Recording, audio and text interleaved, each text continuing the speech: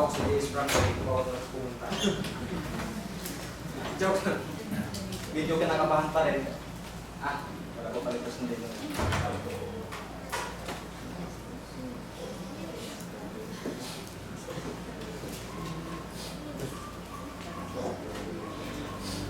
Ayan. Muli, isang mapupalang umaga po at welcome sa mga bagong dating. Kahapon po ay dumalo kami sa isang BBS sa Tasma. Sana sa mga susunod na pagkakataon ay ibang mga kabataan po ini-encourage namin na pumunta.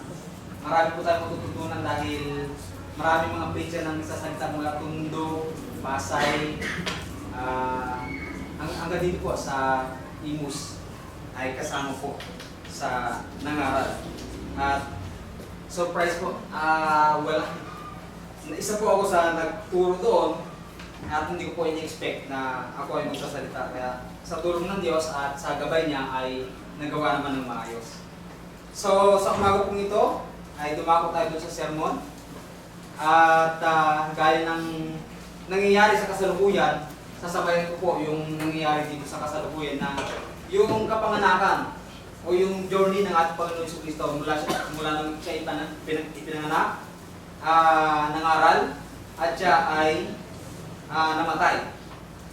Yan po yung ating pag-uusapan ngayong bago pong ito. Biography of Jesus Christ. Dahil marami pong nagsasabi na ang kapanganakan ng ating Panginoon Jesucristo ay December 25 na taliwas sa tinuturo ng Banal na Kasulatan. Ang ipinapaalala po ng Diyos ay hindi yung kapanganakan. Ang ipinapaalala ng Diyos ay yung kanyang kamatayan na nakatala sa 1 Corinthians chapter 11 na palagi natin sinasabi, laging binabasa tuwing tayo po ay nagkakatipon. Nasabi po rito, pasadaan ko lang bago tayo dumako doon sa ating tinatawag na paksa. 11:20, 24. At nang siya ay makapagpasalamat ay pinagputol-putol at sinabi, ito'y aking katawan na pinagputol-putol dahil sa inyo, gawin ninyo ito sa pag-alaala sa akin. So, binabanggit dito, kung babasahin natin, lagi ang binabasa ito. Ito yung pinapaalala. Hindi inutos ng Diyos, ng ating Panginoon Jesucristo na alalahanin niyo yung aking kapanganakan. Ang ipinapaalala niya ay yung kanyang kamatayan. Yun yung isa sa pinapangaral niya. Nung siya po ay nandirito po sa lupa. So, pasok tayo doon sa aking paksa. Ang talambuhay ni Jesus ay makikita doon sa 4 Gospel. Matthew, Mark, Luke, and John. Yan po nakatala yung kanyang talambuhay kung ano po yung kanyang ginawa. Sabi dito, ngunit ang Bible ay nauuwi sa isang pangalan lamang. Walang iba kundi ang pangalan ng ating Panginoon Jesucristo. Siya ang kinauwian ng Banal na Kasulatan. Siya po ang bida sa Biblia. Dahil sinabi ng Ama, nung siya po ay nangangaral, sabi ng Ama sa ating Panginoon Jesucristo, ito ang sinisinta kong anak, na lubos kong kinalulugdan, siya ang inyong pakinggan. So walang ibang pakikinggan ngayong last days po, kundi tinig ng ating Panginoon Jesucristo. Nung siya po ay namatay at muling nabuhay, ngayong muling panahon. Sinabi yan sa Matthew chapter 17 verse 5. Ganito po ang sinabi. Para may reference na po tayo na papatunayan po natin na sinabi ng Ama na ang ating Panginoon Jesucristo ang ating papakinggan sa mga huling panahon. Sabi sa verse 5, samantalang nagsasalita pa siya, narito, isang malinding na alapaap ay lumilim sa kanila, at narito ang isang tinig mula sa alapaap na nagsasabi, ito ang sinisinta kong anak, na siya kung lubos na kinalulugan, siya ang inyong pakinggan. So, ang Jesus na ito ay merong sasabihin. Merong papakinggan. So, kung may papakinggan, merong sasabihin. Ano sasabihin niya? Yung kanyang pangangaral. So, malalaman natin kung paano siya nangaral sa lupa. Alamin po natin kung paano siya namuhay sa mundong ito. Yan yung nakatala sa monitor. Mula sa pagkasilang hanggang sa siya ay mangaral, pagkasilang, mangaral, at siya ay mamatay. Yan. Ang sabi dito, alamin po natin kung paano siya namuhay. Nadoble. Mula sa pagkasilang siya ay mangaral. Bilang isang tao, hindi po siya nagkasala nung siya ay tumungo o nangangaral siya dito sa lupa. Kumbaga, naranasan niya maging tao, magutom, mapagod, lahat. Kumbaga, kung nakalagay dito sa Matthew 4, verse 4, ang sabi po kasi, dito siya tinukso nung Diablo. Nang magagayin natin ng Espiritu Santo si Jesus sa ilang, upang siya tuksuhin ng Diablo. At nang siya makapag-ayun ng 40 araw at 40 gabi, sa wakas nagutom siya. So, ang ating Panginoon si Kristo dito ay nagkatawang tao po.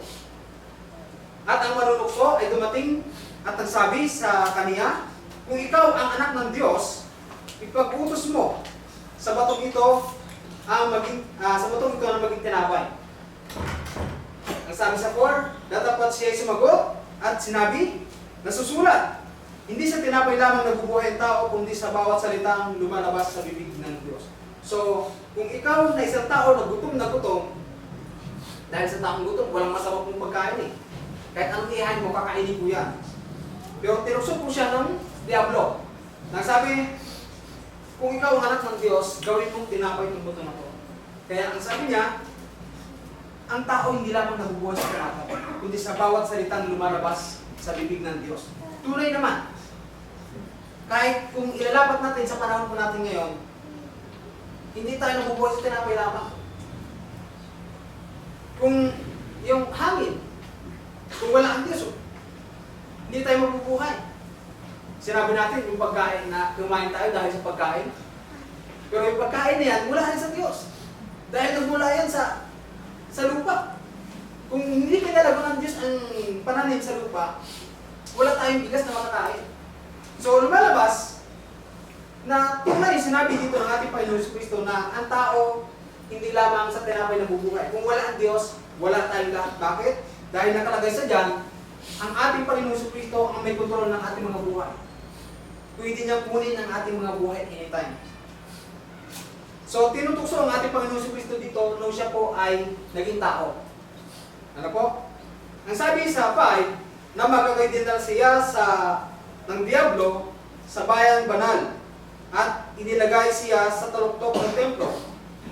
At sa kaniya sinabi, kung ikaw ang anak ng Diyos, ay magpatihulog ka sapagkat nasusulat, siya ay magbibilin sa kaniyang mga anghel tungkol sa iyo at alalayan ka ng kaniyang mga kamay, baka matisod ka sa iyong paa sa mga bato. Sabi sa 7, sinabi sa kaniya ni Jesus, nasusulat din naman, huwag mong tutuksoin ang Panginoon mong Diyos.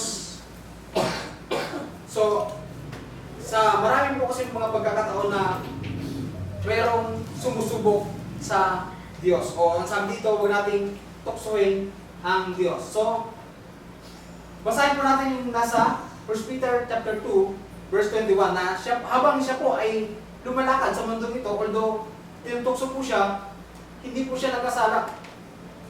Ang sabi ng 1 Peter chapter 2, verse 21, ganito po yung sinabi. 2:21. Itaas po natin sa 20. Sapagkat anong papurihan nga kung kayo nangangkasala at kayo tinatampal, ay inyong tatanggapin na may pagtitiis.